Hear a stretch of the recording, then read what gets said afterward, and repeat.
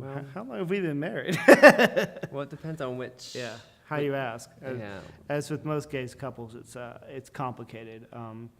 We had a domestic partnership in New York, and then we had a civil union in Connecticut when we arrived here shortly after in 2007 here in Connecticut.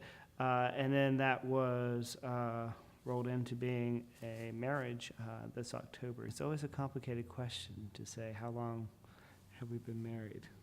We have lots of anniversaries. Yes. Being in relationship with one another, I mean, to me, marriage is, or at least has sacramental qualities. So you learn grace, you learn forgiveness, you learn reconciliation. And I think those are important values, and I think why we as a church talk about marriage having that sacramental nature to it. It was very important to us as a relationship in front of our family and friends. The Episcopal Church means a lot to both of us. Alex in particular, he's a priest. It means a lot to me. I do a lot of volunteer work with the National Church. Being involved in the church at the levels that we are and wanting to further our commitment and our relationship to each other, it is a natural next step for us to want to be married and to commit to each other in that way. And I was actually surprised how much it meant to me, even having done marriages before, officiated at marriages and everything. But just afterwards, I was shocked how much it meant to me, because we had all these other anniversaries as well, too. But the idea of doing something public is something I wanted to do for a while, and finally it all kind of came together. And at the end, I was really just shocked on how meaningful it was and what a joyful, wonderful occasion it was. It really did mean something.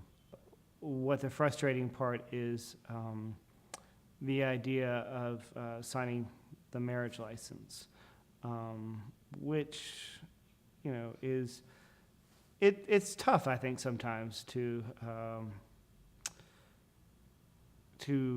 be, part of that joyous occasion that happens for what a wedding is. But knowing that at least ours, as happy as the day it was was still some stress around it as well, too.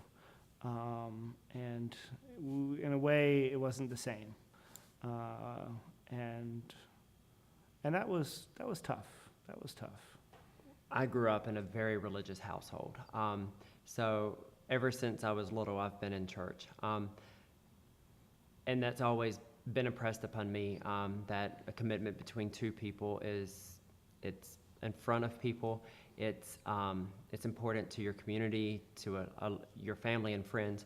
And it's also a public commitment that is celebrated publicly. It's not in the back room somewhere. It's not at someone's house, which are all fine and good.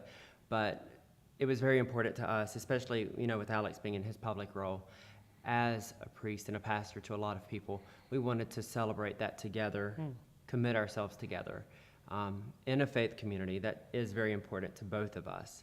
And it's also important to our friends and family. So that's one of the reasons, and one of the most important reasons for myself why we wanted to have it done. Like in a heterosexual marriage, that it is a good thing, that God wants us to be in relationship with one another. So it is important to recognize that, I think, in front of God. And then there is also, like Ryan talked about, the communal aspect, the fact we in the Episcopal Church say, will you support these persons in their life together? And to me, that's a very important moment because, Ryan and I couldn't do this by ourselves. We desperately need the help of others from time to time. And I think that's what builds a strong relationship, is the accountability, the community that comes with a public blessing. I have come across so many gay people that have been hurt by the church. And again, They come back. And there's this hope and this dream that it will be equality, and that there will be a time where I won't even give it a second thought on, a person walks in to the church and say it's a guy, and I can ask him, so is it going to be your husband, your wife? And he won't blink an eye, and I won't blink an eye, and it'll be the exact same. And I think that's what we're pushing for. And right now, I think in the canons, society has gotten ahead of us. Society and the church are not the same. And in this particular case, I think that society is leading the way and being prophetic back to us. And we need to listen to that and respond to where God's people are right now.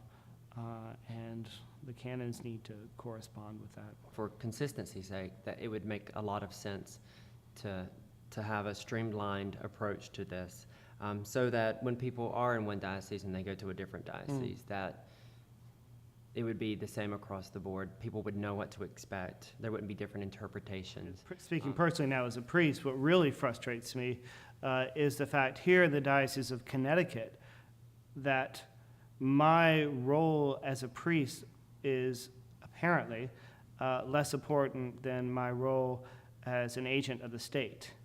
And the fact of my bishop has said, yes, it's okay to go ahead and bless relationships, and that's fine, but don't sign a legal document that the state issues.